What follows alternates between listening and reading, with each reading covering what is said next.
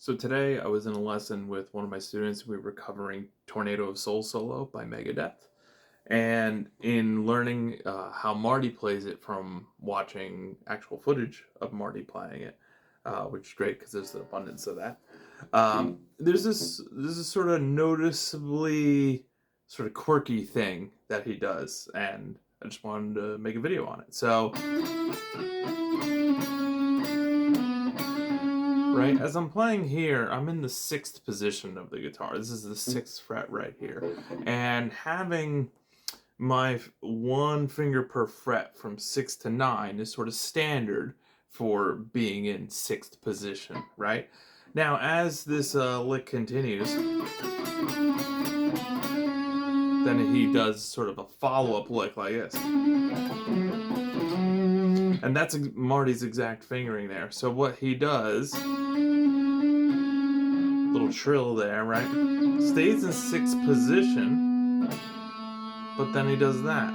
So he plays the A note with finger 1. Now this essentially puts me into seventh position, except for the next note, the F sharp, he plays with the pinky, which means that it's a contracted sixth position. So this is something that is done on piano a lot, but I think as guitar players, we don't think about it this way as much. And so I've played piano a long time and I've taught it a long time. And so it really reminds me of that when I talk about a position contraction with my piano students. So I'm in seventh, sixth, grab the B in the sixth position, and then the contraction there. Keep using finger 4 for the ninth fret notes, and then here, and a slide over to ninth position for the next lick. Now, in terms of training this and practicing this is actually a little bit of a tricky spot to adapt that fingering with, right? As I went through with the with my student, right?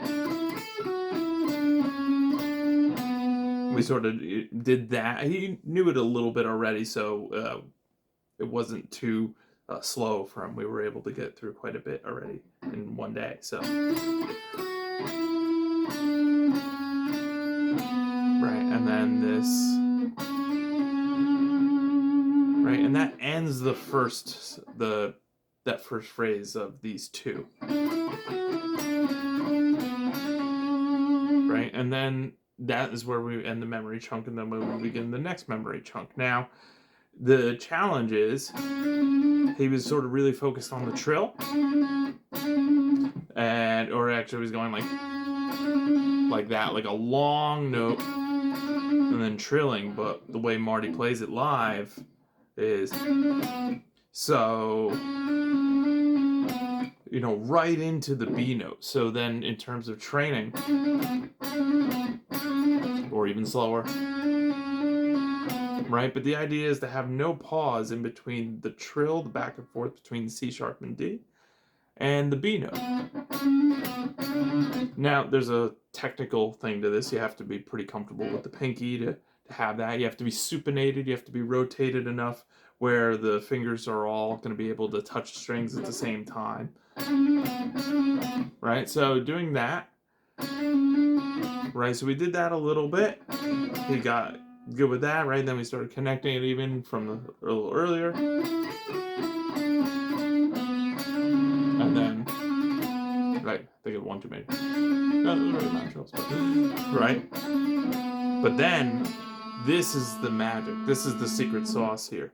You want to actually not end your memory chunk at the B, because you're not trying to get out of the trill. That might be one aspect of it, but you're still not sort of in the position to play the next bunch of notes. That's not until the next note, and that is actually moving the first finger over from the 6th fret to the 7th fret. So if I go up, right? So now I've taken this and turned it into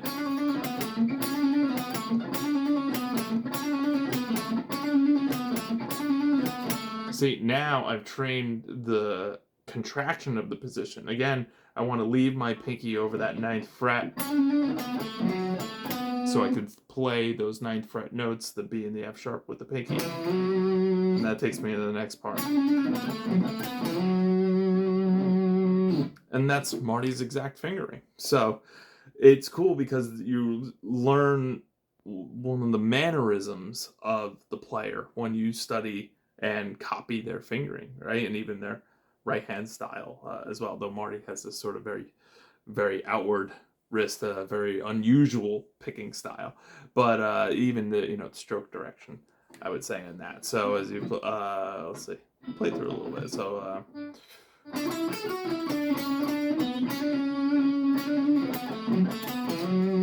Yeah, so it's the memory is about, okay, as I'm playing the trill, I'm not thinking about the trill, I'm already thinking about the B and the A. And so then when I played the B, my first finger should already be off of that 6th fret C sharp note. Shouldn't still be down. So it should be up so I can play the A in time. And that's why that's really the super efficient way to practice that, because you just train that a few times and then you say, okay, now the memory chunk isn't just the trill or the trill to the end note, but the trill into the A, so that much. And then you got the fingering.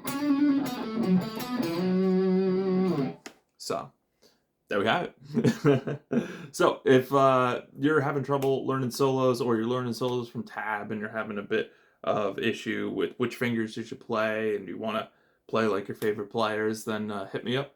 Message me on Messenger or email or whichever I give out in one of these platforms. But yeah, message me and I'll give you a free 1-hour lesson on it and get you some new results in your playing. So be well.